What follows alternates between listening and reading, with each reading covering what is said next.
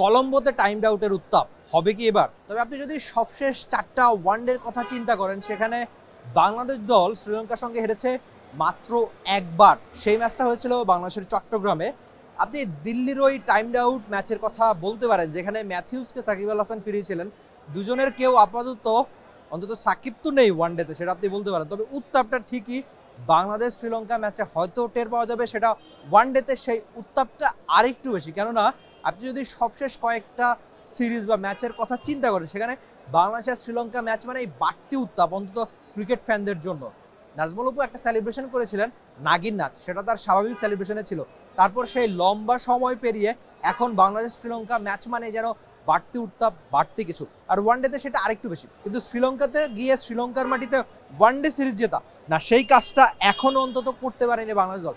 এখন যে কোনো ব্র্যান্ডের পুরাতন এসি বদলে নতুন ওয়ালটন এসিতে উপভোগ করুন 25% ছাড়।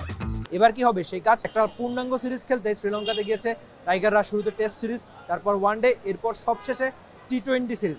আপাতত ঢাকা থেকে ওয়ানডে দল শ্রীলঙ্কায় উড়াল দিয়েছে। যদিও কলম্বোতে অলরেডি বাংলাদেশের টেস্ট দল ব্যস্ততা যাচ্ছে, একটু ব্যস্ত সময়। তো ওয়ানডে ক্রিকেটে বাংলাদেশ দল কেমন করবে? নতুন ক্যাপ্টেন মেহেদী হাসান মিরাজ, তিনি আগে থেকে শ্রীলঙ্কা। আর আজকে সকালে পারভেজ হোসেন ইমন, তানজিদ তামিম, তানভীর, রিশাদ থেকে শুরু করে শামীম হোসেন পাটোয়ারিরা, কিংবা আপনি বলতে পারেন তাওহিদ হৃদয়ও গিয়েছেন একটা মাস্ক পরে এই ঢাকা এয়ারপোর্ট হয়ে। তারা দুপুরের ফ্লাইটে শ্রীলঙ্কায় যাবেন, সেখানে হয়তো প্র্যাকটিস করবেন, একটু সময় কাটাবেন, তারপর ঠিকই ওয়ানডে সিরিজে ব্যস্ত হয়ে যাবে বাংলাদেশের ওয়ানডে দল। শুরুতে একটু ক্যাপ্টেনের প্রসঙ্গে আসতে চাই। মেহেদী হাসান মিরাজ এই সিরিজটা দিয়ে তার শুরু হচ্ছে ক্যাপ্টেন্সির অধ্যায়ে। এমনিতে আন্ডার-19 পর্যায়ে লম্বা সময় ক্যাপ্টেন্সি করেছিলেন বাংলাদেশকে। আন্ডার-19 পর্যায়ে তিনি একটা বিশ্বকাপে 3-এও শেষ করেছিলেন, সেটা ঢাকার মাটিতে হয়েছিল। তবে আন্ডার-19 পর্যায়ে যে ভালো ক্যাপ্টেন্সিটা মেহেদী হাসান মিরাজ করেছিলেন, তখনই সবাই আশা করেছিল যে সিনিয়র পর্যায়ে বা আন্তর্জাতিক ক্রিকেটের পর্যায়ে তিনি এসে ভালো ক্যাপ্টেন্সি করবেন।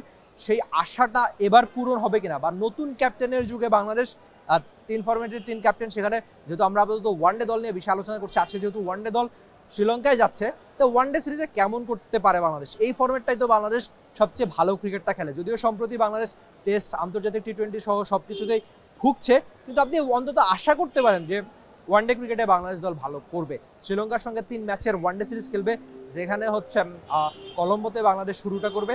এরপর শেষটা যদি বাংলাদেশ পাল্লে কেল্লেতে করে, বাংলাদেশ নিশ্চয়ই ভালোভাবে একটা শেষ করতে চান। সেই ভালো করাটা কি নতুন ক্যাপ্টেনের আন্ডারে কি বাংলাদেশ দল ওয়ানডে সিরিজটা জিততে পারবে কিনা, সেটাই সবচেয়ে বড় প্রশ্ন।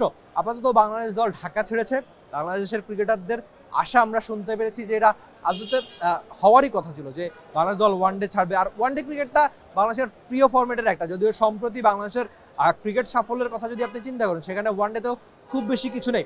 তো একটা ঘুরে দাঁড়ানোর সময় যাচ্ছে। আর একটা কথাও আলোচনায় উঠছে যে ক্রিকেট জনপ্রিয়তার দেশ বাংলাদেশ, সেখানে ক্রিকেটটা খানিক জনপ্রিয়তা হারাচ্ছে। তো সেই জনপ্রিয়তা যদি ফিরে পেতে চায়, সেই কাজটা ক্রিকেটারদেরই করতে হবে। মাঠে ক্রিকেটে দারুণ ক্রিকেটটা খেলতে হবে।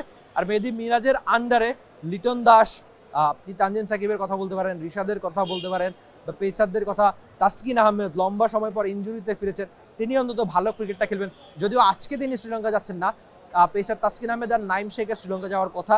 কালকে অন্তত আপনি বা আমরা আশা করতেই পারি বাংলাদেশ দল ওয়ানডেতে দারুণ ক্রিকেটটা খেলবে, নিজেদের প্রিয় ফরম্যাট শ্রীলঙ্কাতে গিয়ে রাঙাবে, এমন আশা আপনি করতেই পারেন।